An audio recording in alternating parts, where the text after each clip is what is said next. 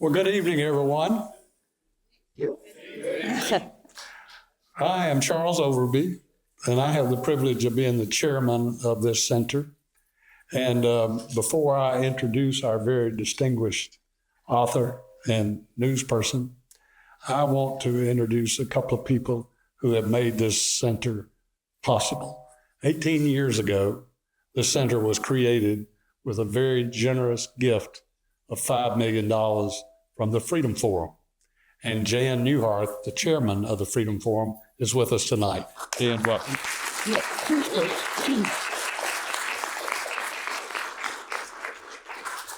And as they say, it takes two to tango. And the Freedom Forum gave the $5 million. And on the receiving end was the chancellor at that time, Dr. Robert Kayat, who helped convert that $5 million into this Overby Center that exists today. Dr. Kayat, we're privileged to have you here. We're really privileged to have all of you tonight. It's a terrific turnout, as it should be for such a good guest tonight. Susan Page, you've read about her. You've seen her on television. She's interviewed 10 presidents. She's the Washington bureau chief of USA Today. And she's done just about everything that you can do in Washington as a journalist. And it's terrific to be able to have her on our campus. Welcome to Ole Miss, Susan. It's such a pleasure to be here. Yes. And it's so appropriate that we would be here on what I guess is the 100th day of President Donald Trump. And so I ask you, let's just get this straight out going. What is your insight into Donald Trump's first 100 days? So, Charlie, thanks for that. Charles, thank you for that question. And I've been in Washington so long that I'm going to ignore your question and answer the question that I wanted you to ask. And that is, I wanted to tell you that last Friday, I interviewed Haley Barbour, who I believe is a graduate of Ole Miss himself. I'm doing a piece on the 20th anniversary of Katrina. So there's a building across the campus much bigger than this one named after Haley. Yeah. His supporters had more money than my supporters. And he said that I should say hello to you, but he said I should not call you Charles. He said I should call you Peanut. Peanut. And I am not exactly sure why, but... well, my best friends call me Peanut. That was my name all the way through Ole Miss. And, I said, okay. And so you're welcome to call me Peanut. Well, thank you. Yeah. Thank you. What 100 days, huh? This is the 8th administration I've covered coming into the White House, and I've just never seen anything like it. It's like he was shot from a cannon and took all of us with him.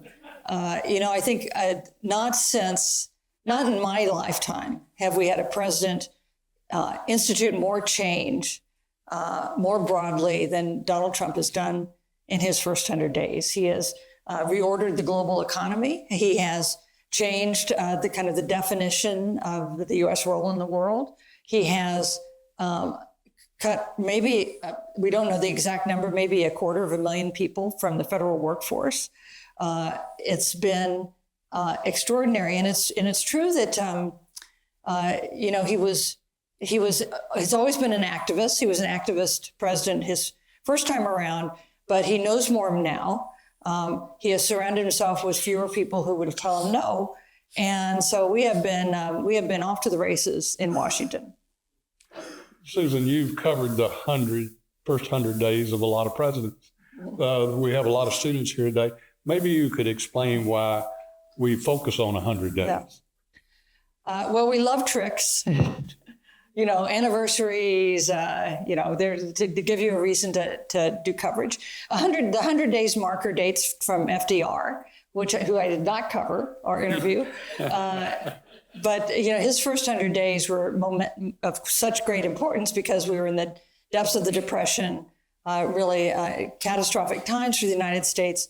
And he also came in doing big things, and a reflection, I think, of the nation that he was taking over. In modern times, I think we look at the first 100 days to see what they're going to tell us about a president. They tell us how organized a president is. They tell us what his top priorities are. They tell us what kind of reception he's getting from the other centers of power in Washington. So that some of the things we've learned from Trump, for instance, is that he has remarkable control over Republicans in Congress, much greater control, even with these extremely narrow majority Republicans have in the House. He has held them together. That's been a surprise. And he's also, he's pushed the envelope of presidential powers because he hasn't really passed laws. You know, most presidents come in, the big things they do, like the Affordable Care Act for Barack Obama, involve passing laws through Congress. He has not waited for that. He has usurped some of the powers that traditionally we associate with Congress. And he has dared the courts to stop him. And in some cases, the courts, I think, in the end will stop him. Will say he's gone too far. But in some cases, they may not. And I think Trump's attitude is, if I want to do it, I'll do it. And let's see if they'd stop me. So that is a different perception of presidential power than we have seen in this country. As you know, FDR did most of his first 100 days through legislation, and he had bipartisan support to do that. And of course, Trump did most of his through executive order. Not all of FDR's legislative initiatives stood up in court. How much do you think of what Trump has done in the first 100 days will last? So here's the thing. I think even if some of it gets undone, like the court says, you can't use the Alien Act to deport people without due process. It's not like you flip a switch and you go back to where you were before. So I think there's going to be incredibly consequences for a long time for what President Trump has done. On the tariff front, we see him, he imposed the stiffest tariffs since FDR, right, who came in and started to unwind the tariffs that contributed to the Great Depression. But even if he peels back on them, our global partners are starting to form other alliances on the assumption they can't trust the United States. Tariffs are too hard. Trump is too mercurial. We'll be living with that for years and years. The consequences of Trump are things we're going to be dealing with for the rest, for the young people in this audience, maybe some of them interested in journalism for the rest of your lives. We'll be dealing with the consequences of what Donald Trump has done in his first 100 days. And in the world too, look at the Ukraine war. Our position on the Ukraine war has just flipped from where President Biden was. President Biden helped marshal the West to oppose the Russian invasion of Ukraine. Trump wants out of this war.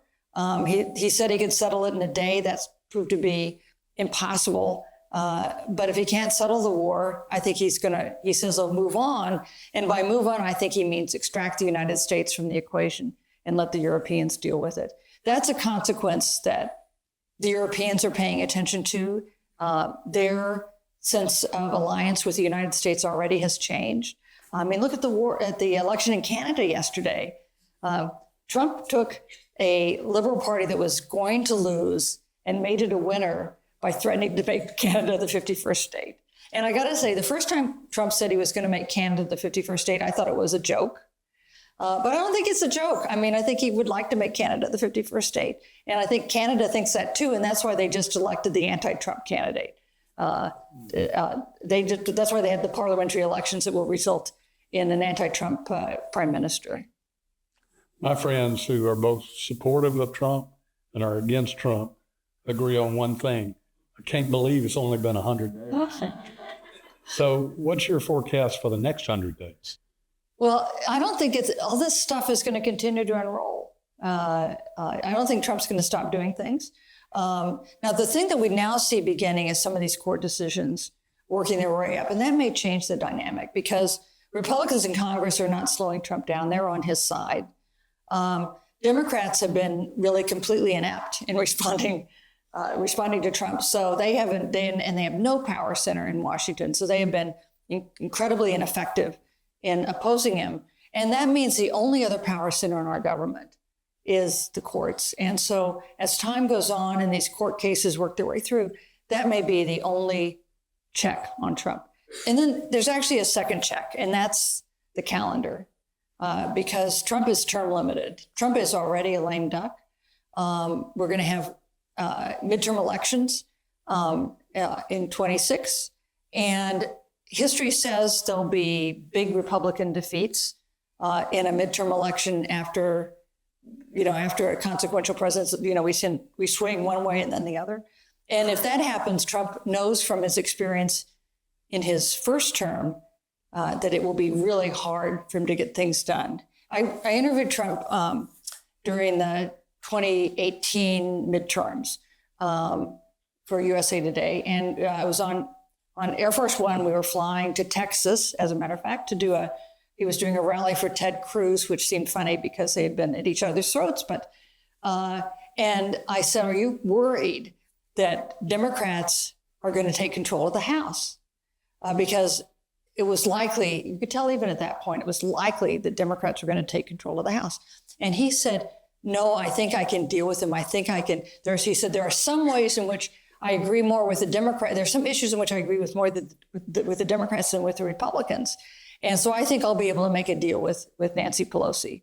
And he, of course, could not have been more wrong about the consequences of losing the House to the Democrats and making Nancy Pelosi Speaker and then getting impeached twice. So what do you see as the biggest difference in Trump's second term and Trump first term? Well, no guardrails in the administration. You cannot work at a senior job in the White House or the cabinet unless you are on board with Trump and his policies. And maybe that's what a president should expect. That wasn't the case in his first term. He had more establishment Republican types in his first term in top jobs who would come to him and say, "You can't do that." There's no one going to him now and saying, "You can't do that." Even Marco Rubio, who was a senator from Florida, was an establishment Republican kind of figure. Even he is totally on board with the Trump agenda. So that's one big difference. But Trump is different too. Trump won the presidency the first time he ran for any office, which is pretty remarkable. And he came to Washington having never lived or worked in Washington. So he had a kind of a steep learning curve. And you could tell it in the early days after the 2016 election when he was inaugurated. That's not the case anymore. He knows more and is very self-confident that he knows what he wants to do and knows how to do it. And that's one reason he's gone after the federal workforce is because he thought that the career federal people, the civil servants, were dug in and undermining the biggest changes he wanted to make, which might well be true. That's in a way kind of the definition of the civil service. And that's one reason he has gone after them in such a big way. I mean, in Washington, there are obviously lots of federal workers in Washington are now looking for work. But do you see that even in where you live? Do you know people who work for the federal government who find themselves suddenly unemployed? Because, federal workers work everywhere, right? Even if they're a lot of them in Washington, D.C., they work all across the country. And so that's been a really consequential approach he's taken. And that's not something I think it would have occurred to him to do in the first 100 days of his first term. Let's shift over to the media. Also, isn't he the luckiest president in the world in this way? So he had one term, and you learn a lot in one term. And then if you have an immediate second term, you're dealing with you have no one to blame. You were president the last 4 years. So he's president for 4 years. He's out for 4 years. Joe Biden's president. He comes back in. So now he knows more, and he's got some guy to blame, an intermediate president. So I actually think he didn't intend it this way, but I think it has very much suited Trump's purposes to have this, to just be the second president in our history to have 2 terms, but divided. Right. So shifting over to the media, the White House Correspondents Association annual dinner was this past weekend. It was? I remember going to my first White House Correspondents Association dinner when I was 22. Whoa. 56 years ago. I thought it was Now, why were you going there when you were 22? I was the Washington correspondent for the National Banner. Wow. And you like working for your high school paper then, 22. I thought it was the greatest thing I'd ever been to. It was so entertaining, so funny. You had the big names there.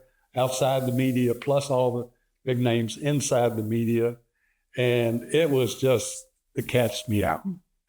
Now, you've been president of the White House Correspondents Association, and over the years, it has continued at a high level until maybe recently. And so I wanted to ask you, know there was some controversy about how the White House Correspondents Association should position itself for the dinner. Tell us about the dinner, and then use that as a kind of the jumping off point for describing how you view the whole issue between the media and Trump. Yeah. The dinner's undergone a lot of changes, right? It's got to be very hot. During the Obama administration, lots of Hollywood people wanted to come. Journalists, people were no longer interested in seeing any of the journalists there. It was only the celebrities. With President Trump, Hollywood generally not a fan. Hollywood tends to be pretty liberal. And what's also happened is the kind of meat and potatoes of the White House Correspondents Association dinner is, and this will stun you, having White House people come to it, right? Having the president speak, having the cabinet sitting as your guest at your table. And the President Trump has never spoken at a White House Correspondents dinner. He didn't come to this one. Not a single member of his cabinet attended this dinner. There was virtually, I think there was one person from the White House staff there. So this is a very different tone and dinner. And the thing about the Correspondents' dinner and also the Gridiron dinner, which is another press dinner. Which you've also been president of. Which I've also been president of, yes. They're ridiculous dinners, and it's offensive to many people to see reporters get all cozy with their sources, which I understand, and I think it's true. But they're an expression of the distinctly American quality of the press coverage, which is that you write critically about the president every day of the week, and then he comes to the dinner and talks about how the press is important to democracy.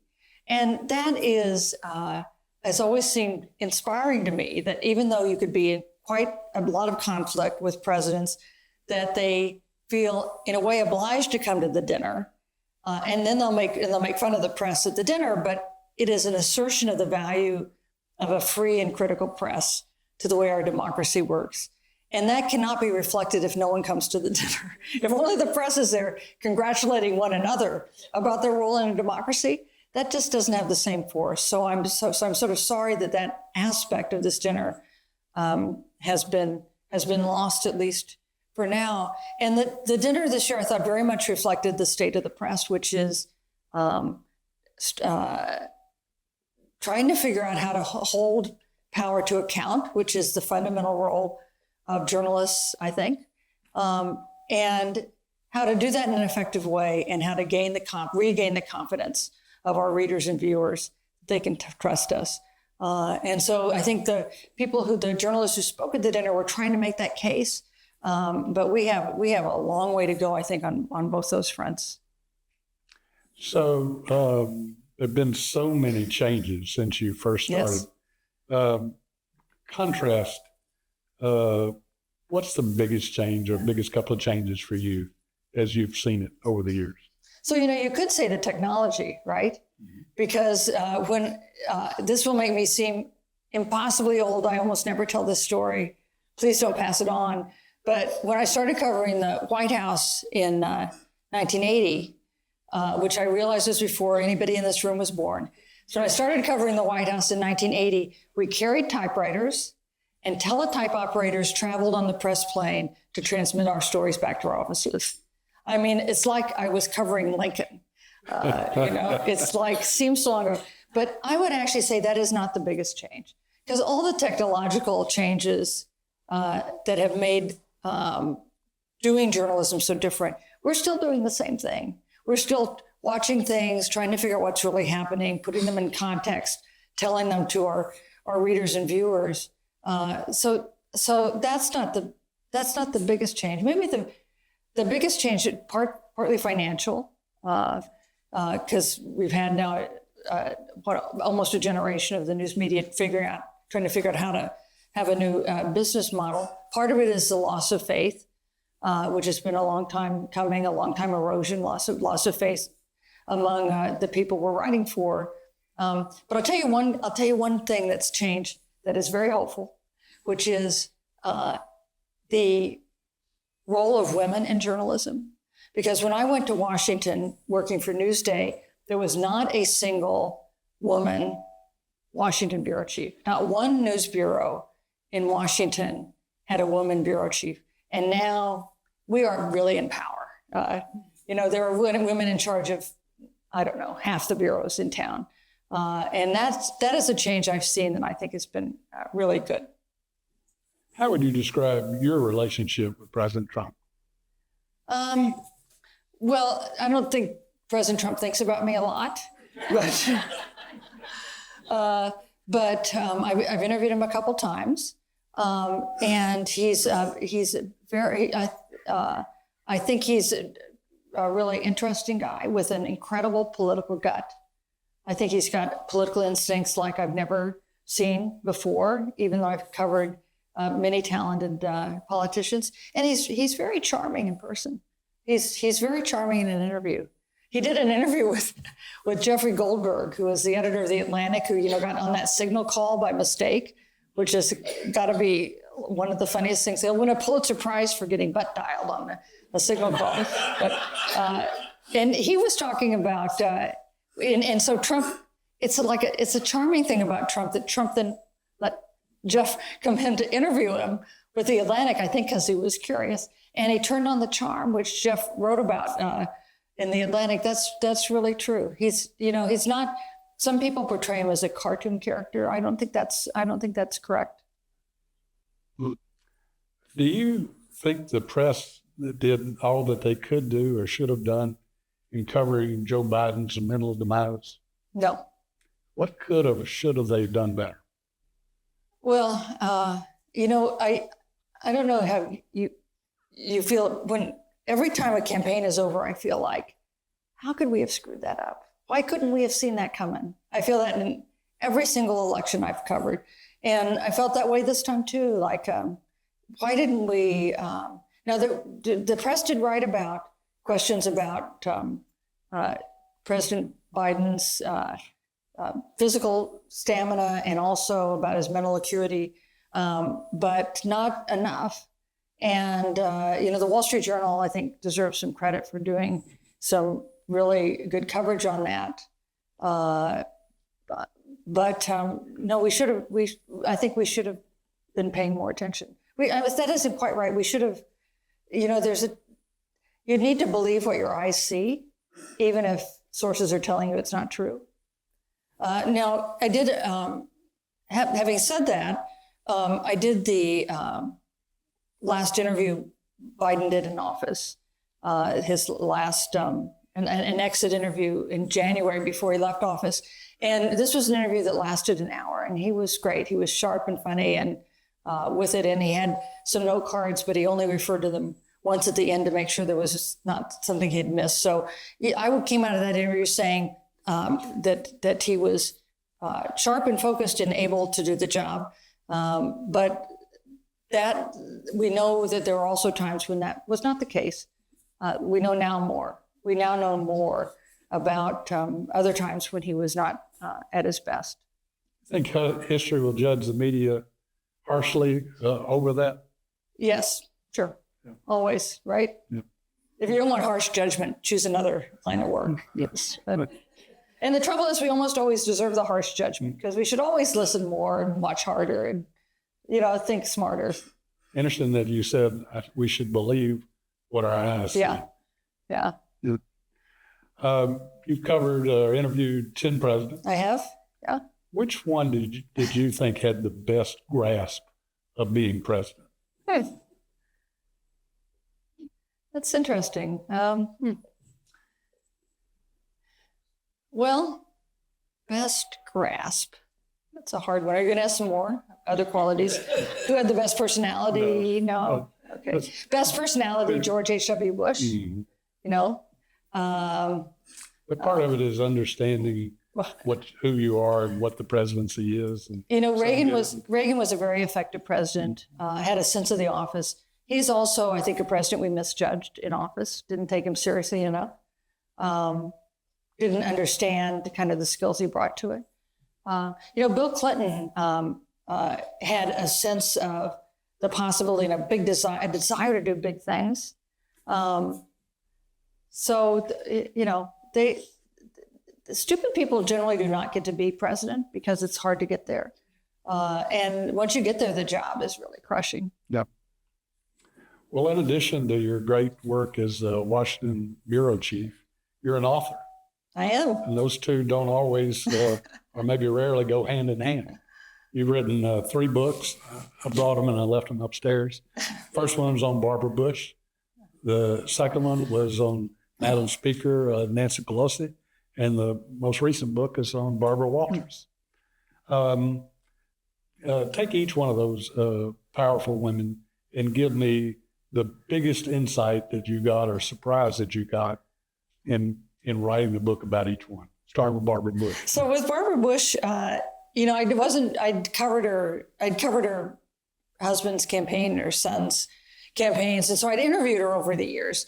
But I wasn't sure whether she would cooperate with doing a biography because it involves, somebody examining her life, and you might like to do that or you might not. And so I asked, but I was afraid if I asked her if she would cooperate. I'm trailing off a little bit here, but anyway, I asked if I signed a contract with Hachette before I asked her if she would cooperate, because I thought if she said, no, I won't cooperate, I would chicken out. So I signed the contract and I sent her a note, an email, not her staff, a note saying, I signed this contract and I hope you'll cooperate with me in doing this book. And I simultaneously sent emails to George W. Bush and to Jeb Bush saying, I've just signed a contract to do a biography about your mother, and I hope you'll cooperate. And in 30 seconds, Jeb Bush sent me an email back saying, does mother know? In the end, Barbara Bush did cooperate. I spent a lot of time with her in Houston in the last 6 months of her life. She was dying of congestive heart failure. And in the first interview, I realized why she had agreed to cooperate. And that was because she had a million mean stories about Nancy Reagan.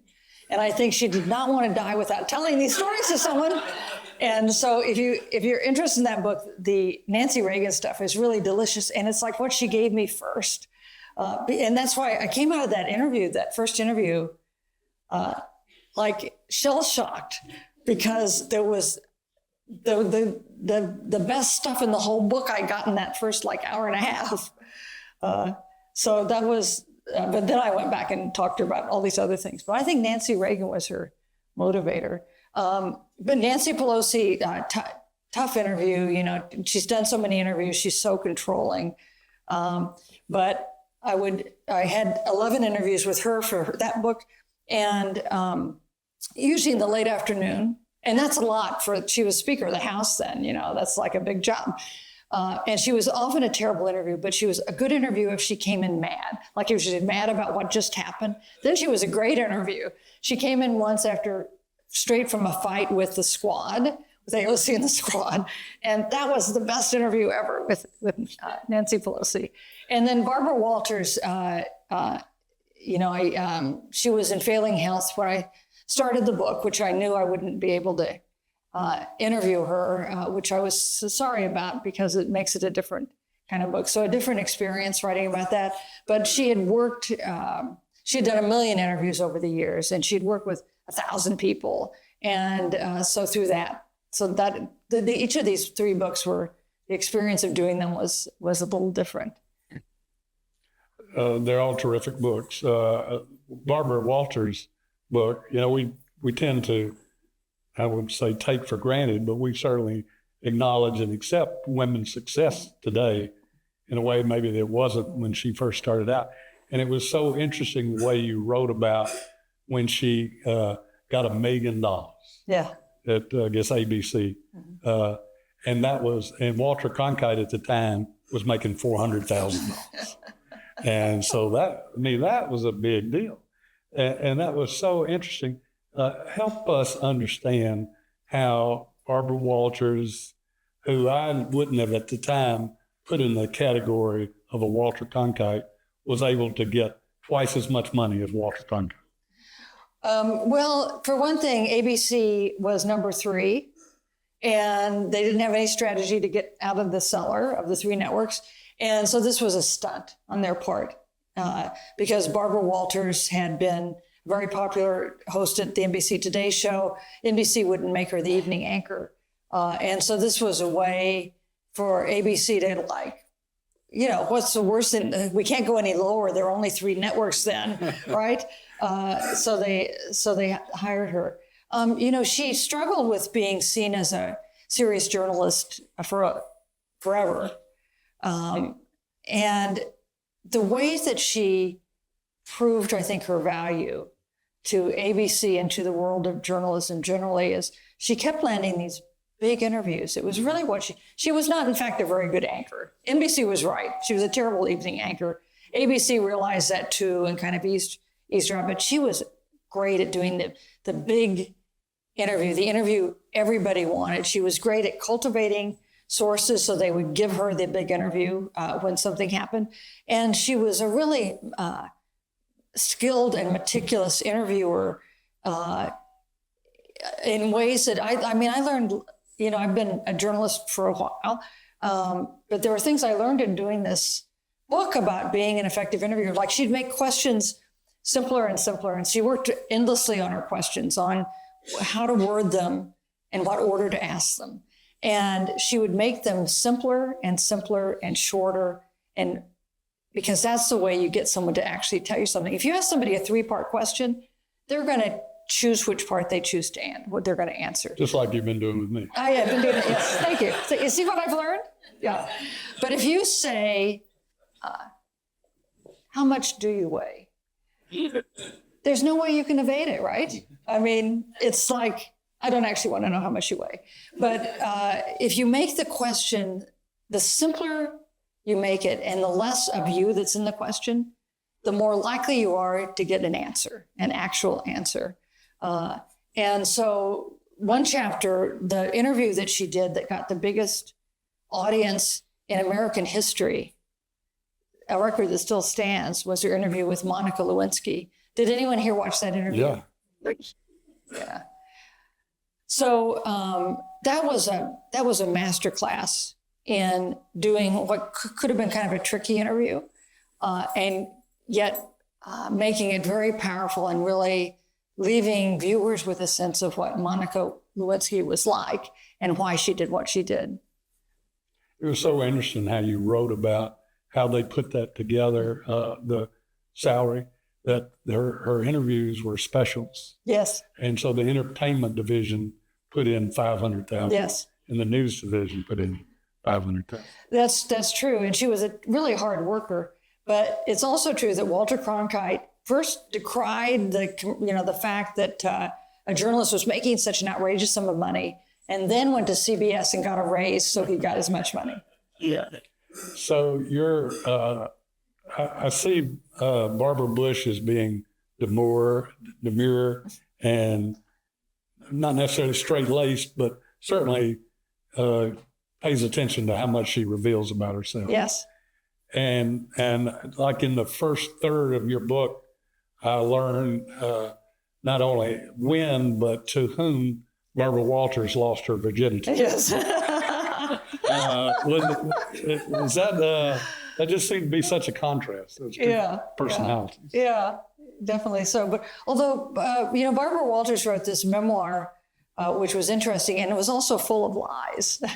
Because one of the fun things about doing this biography was there was something she said that hadn't been revealed before, like her father's suicide attempt, which was really a pivot point in her life. But there was all kinds of stuff she said that was just wrong, just like inaccurate in her memoir. It was like her version of what she'd like things to be in real life. Barbara Bush is not demure. She has a spine of steel, and can be kind of mean, in that way, sort of fun. And she had kept a lifelong diary. And so the first time I interviewed her, I said, the first time I interviewed her, she said, and don't even ask to see my diary. You can't see it. I said, okay.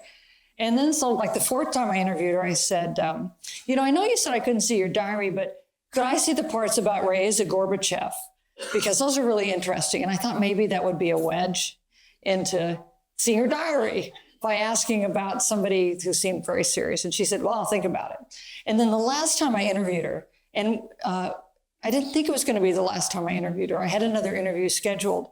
But after this next, what I thought would be the next to last interview, she fell.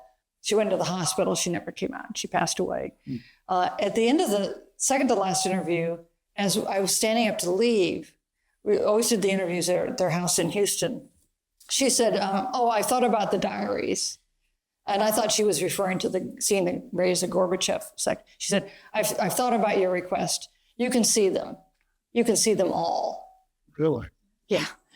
And that's what I said. So I said the worst thing. I said, really? Because, if someone gives you this big gift, you should not say, wow, don't you want to take that back? That's really a big gift. And she said yes. And so I spent then hours and hours at the H.W. Bush Library, where her diaries have not yet been processed because they're not yet, it's going to be decades before they're released. So they would bring out these bins of diaries that not even the archivists had been allowed to see, which was like, so while she could be very tough, I mean, she exposed herself, she made herself completely vulnerable to me by doing that. And of course, she knew that she was not going to live to see what it was I did with them. Wow. We have a lot of smart people in this room, and this is a conversation. I want to give all of you an opportunity to ask Susan questions too. So we'll go to the audience, and we'll start here. We have microphones. Marshall. And Marshall, welcome to Ole Miss.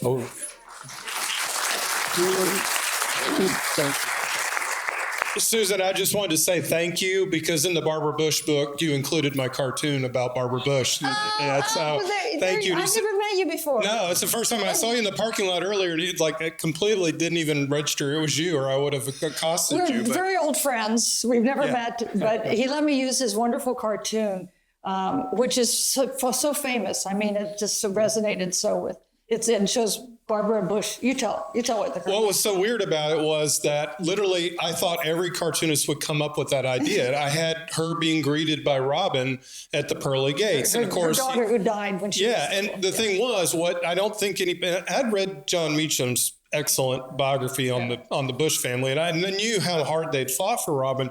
But I was talking with Jenna Bush Hager, of course, granddaughter, and she said that the moment that, because my mom had died of COPD, which is very similar to what she was dealing with. And so I knew when they said, well, they're taking her, off the treatment and so forth. So anyway, that's where the idea came from. And when I was talking to Jenna, she said, we figured out the timeline that George W. was on his knees talking about Robin to his mom when I thought of the idea, and I did it. And of course, the family loved it, and it went viral and all that stuff. And thank you for letting me use it in the book. Oh, you're welcome. I mean, I wish I had the book with me. We're moving, so it's in a box right now, or I would have you sign it. But I just want to say thank you. I'm a big fan, of course, of your work, but that really meant a lot to me. So thank you. Well, thank you. And the death of Robin from leukemia was, it had. For Barbara Walters, her father's suicide attempt changed everything. She didn't work then. She was just getting through her first divorce with a marriage she didn't acknowledge, that she conveniently forgot later on. That was the pivot point in Barbara Walters' life. But the pivot point in Barbara Bush's life was the death of her young daughter of leukemia, which made her softer on the inside, because she was dealing with such enormous grief, and she saw how powerless you could be when bad things happen to you and your family. And it made her harder on the outside, because she saw how stupid people could be, and trying to deal with her after Robin passed away. And in her house in Houston, she had a pastel drawing of Robin in a corner. So it's not like the main picture. It's not the main picture you'd see when you walk in the living room. But when she sat in the chair that she always sat in, she could see it. I thought it was really beautiful that the three of them are together at the library. Yeah, they're buried. Their graves are together. Yeah, it is. Thank you, Marshall. Other questions? Raise your hand so we can bring the microphone. Yes. Hey, thank you for coming. I appreciate it. I loved hearing from you. May I ask, how did you know that you wanted to be in Washington? Did you know that from the second you went to journalism school? Was that something that just happened, or where did that come from? So I never had a plan. You know how you're supposed to have a 5-year plan or 10-year plan? I had like a next day plan. I had a 24-hour plan usually. And I didn't, you know, I went, I got out of school and I went to work for Newsday, which is a newspaper in New York. I was the number 2 person on Smithtown, which is a town on Long Island. I thought I had died and gone to heaven because I was a reporter at a, you know, at a newspaper. So, I got promoted to Islip, and I'd been there a couple of years and was ready to get a bigger job, and a job in the Washington Bureau opened up, the Washington Bureau of Newsday, and I applied for it. And this relates to something I said earlier. I applied for it, and one of the editors said to me, quote, "But we already have a woman in Washington." Because God knows you wouldn't want 2 of them. But I got that job in Washington because it happened to come open at a time I was like interested in moving on. And now, of course, I've not done anything else. I now have no other skills, right? So thank God it worked out. But I know I respect people who have like, I've always wanted to do this or that, and I've worked, but with me, I just like stumble along. Stumble pretty well. Yeah. You've been in covering Washington, you've been an eyewitness to history. So when you think about what you've seen as your defining moments, whether it's 9/11 or January 6th, or describe your defining moments as an eyewitness. Yeah. So it's like such a privilege. You know, it's such a privilege to be a journalist. I'm so grateful that I've had the opportunity to do that. And the thread through the things that I've covered, which include the January 6th assault on the Capitol and 9/11 when I was on a plane to New York, which, you know, that was quite a day. Or, you know, other things, the pandemic, assassination attempts, impeachments. This thread that strikes me as somebody who covers the White House and national campaigns is how resilient and good Americans are. Now, we have a lot of fights, and we're in a fight right now, but, you know, Americans are really, as a group, Americans are really smart. Americans recognize things about candidates before the reporters covering them do. Americans kind of recognized to take Reagan seriously when reporters were dismissing him as an actor. You know, and Americans get knocked down, but we get back up. I mean, sometimes it takes us a while to figure out which way is up or how to get there. But it's given me this great faith in the country. And one thing, even today, where you know, you talk to people who are for Trump or against Trump, because now our politics is really defined by Donald Trump. They both love the country. They both want what's best for the country, even if they see it as being diametrically different things. And that gives me some hope that even at a time when we're seeing historic tumult, that we're going to come through it okay. Thank you. Other questions? Over here, yes.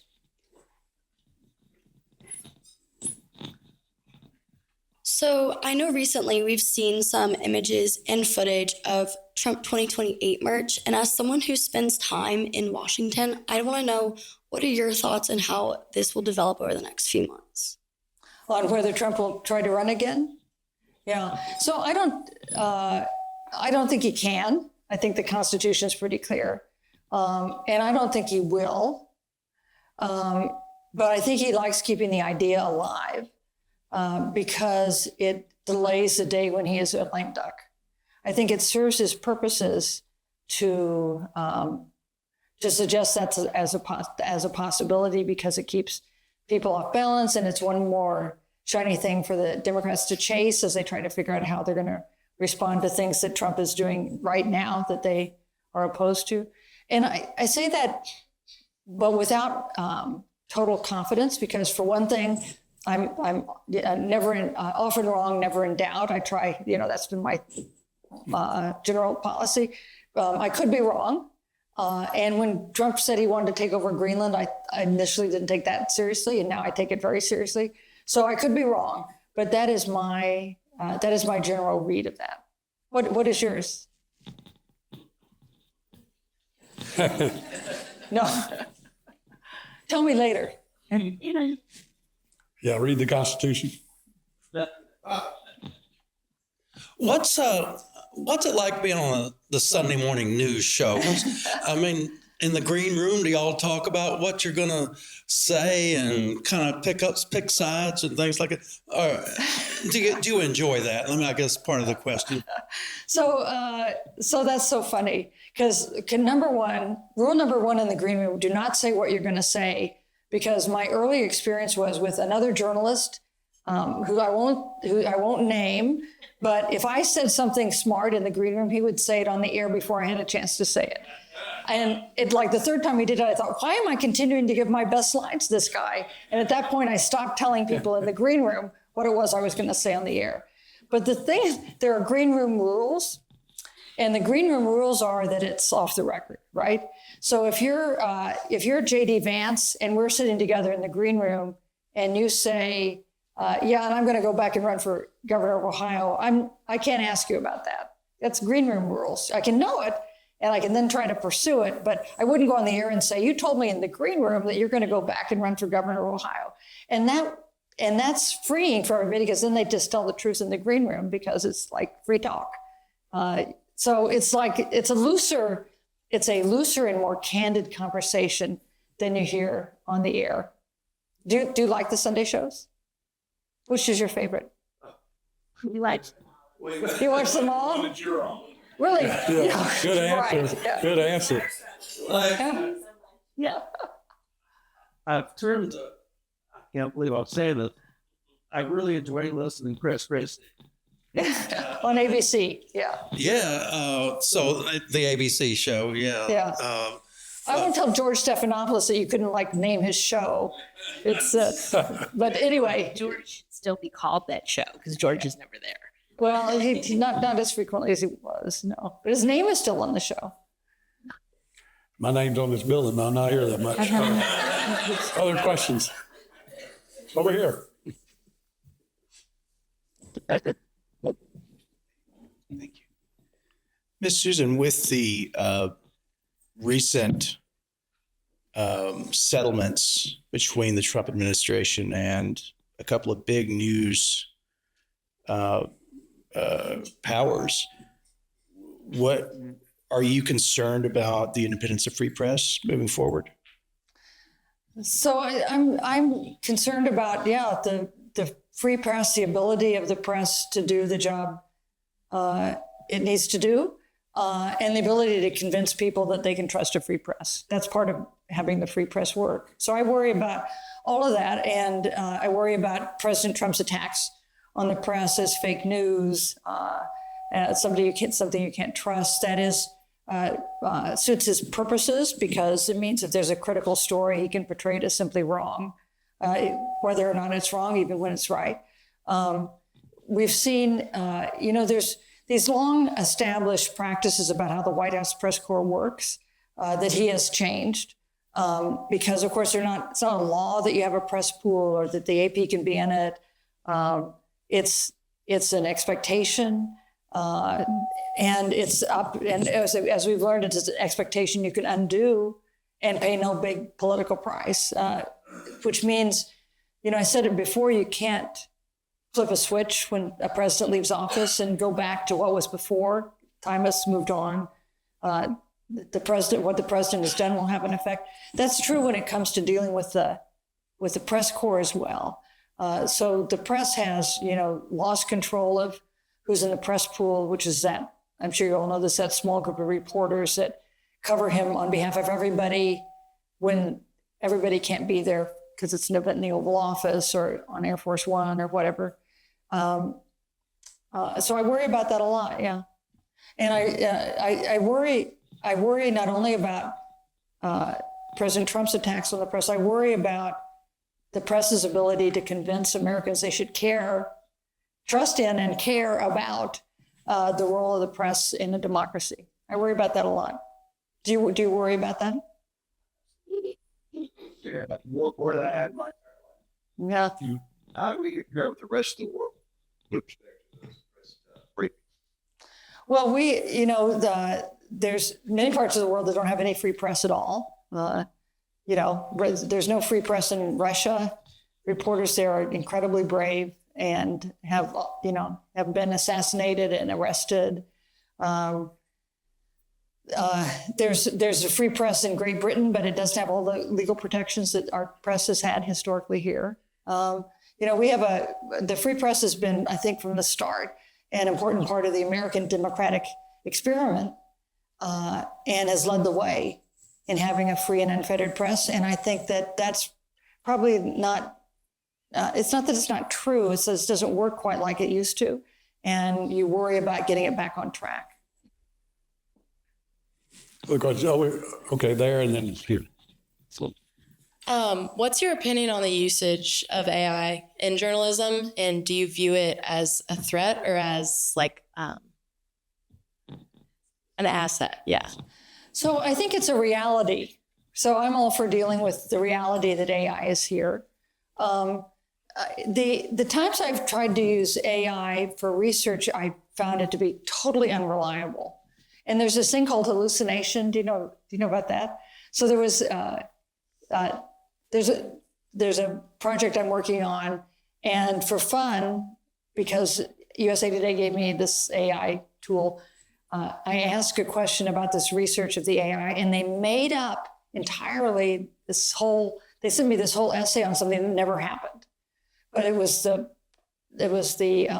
presumption, my question acted like it happened, and it produced this long essay about it, and it did not happen, this event. And and so that's terrifying, right? That it can tell you something that's just completely not true. But we use AI in this one modest way, which is when we do stories, we try to do like 3 big points that go at the top of the story that are supposed to help draw readers into the story. And there's now a tool in our system where you push it and AI creates like 7 of these, and you choose 3 of them. And you can rewrite them. You don't have to take them. But that is pretty handy. So this is a topic that they're drawing off what you've written and kind of summarizing it. And that saves a lot of time and makes them a little more standardized maybe. And so that's useful. And I think there'll be more ways like that we'll figure out how to use it. But I think we have to be really cautious about it because it's not the same as having a person looking at it. Do you use AI? Are you a student? You look really young. Do you use AI yourself? And I don't mean to write essays, but. Sometimes the only time I've used it for schoolwork is to double check, make sure my essays are flowing right. And then I don't copy and paste, but I just go back and edit based on what its suggestions are. But I've had the same experience where I've asked it a question about something and it gives completely false information. So I just think that's interesting. And it writes in a funny, even when it's not lying to you, like hallucinating some event, it writes in a very, I think, not good way. I don't think it'd be a fascinating book written by AI, at least not at this point. But it's a tool. And some people who do different kinds of journalism that I do, I think sometimes use it to analyze big data. And I can see how that would be a huge asset if you had a big data set and you needed it to be analyzed. But that is not actually something I know how to do with AI or without. So. Other questions? Yes. Well, this is to go back to 2020 before the pandemic, and we had all sorts of information thrown at us by the press, but it was common across all stations, and then it would be found out it'd be untrue, and stations didn't go back and say that it was untrue, and here's the new research, new truths. And with the truth of the actuaries, the insurance actuaries, finding that there's a 40% increase in deaths of young people from the ages 18 on to 54 and above, of course. And none of that is being discussed. And censorship of anyone who says anything about alternative medicines or alternative uses of current medicines to treatment have been very censored, not only in the US, but in other nations. And I want to know your feelings on those alternative medicines that have been proven in that physician's practice to be very helpful are being censored and not being allowed to be shared with other people. And so you sound like this is something you've thought a lot about. Can you tell me a little more? Did you have an experience with this, or? Well, I've been following the physicians that have been censored out of Facebook, out of Twitter when it was Twitter, and even now they're trying to attack Substack, which was created to give them another forum. And so alternative medicines, ivermectin, fenbendazole for cancer, in conjunction with the current cancer treatment, seem to increase the ability of those treatments, all the treatments together, to slow the cancer down and to decrease the tumors. And also that the chloroquine and ivermectin both were very effective in helping people get over COVID if they got it. And all that was squelched. And so when Trump was talking about chloride dioxide, which is actually a common substance that are added to our water supplies, and of course it's a low parts per million, but if you use it as an oral in a little bit higher parts per million, it seems to be effective against many diseases, malaria for one in Africa. And those non-physicians, but people that found it was effective and they were going out and helping people with showing them the methods, have been censored and jailed. And other types of physicians using similar things have been jailed. So I don't know enough about the medical treatments and the alternative medical treatments to engage in a conversation about that. It's just not what I cover or know about. I do know that, especially during the pandemic, of course, some of the things that were initially reported turned out to be wrong. We thought they were true when we were reporting them. It took some time for the scientists to figure out how it was transmitted and how it could best be treated. And remember those terrible days before there was a vaccine, and there were so many people who were dying of it. So that was alternate treatments were not being accepted. So when it comes to I think we don't know everything about everything. And how often have we heard that a reversal of some medical opinion changes? But I do think that we feel the press generally, certain obligation to apply principles of science even to alternative medicines.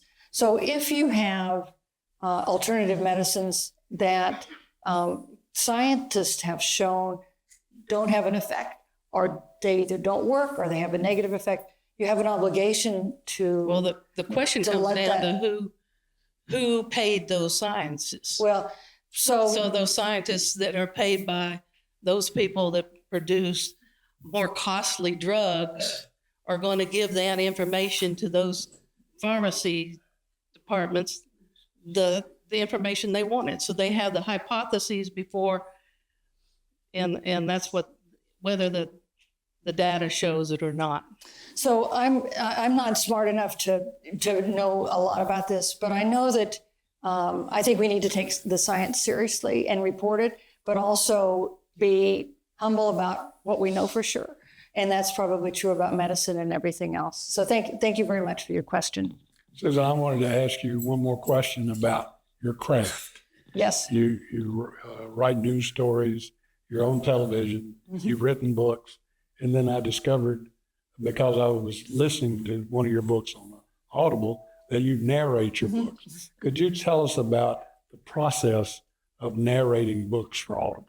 Oh, it's the first, with my first book, the publisher wouldn't let me do the audiobook. I guess they didn't like my voice, but with the second book, they said I could. And it's like you go into this studio with this very sophisticated equipment, and you always have to be in the same studio in the same place because there's like invisible background noise that you don't really hear, but you could tell. So you always have to be in exactly the same place. That's very important. And you read the book. And the torturous thing about reading the book is that there's an editor who's listening to you read the book, and you have to read it exactly as it's written.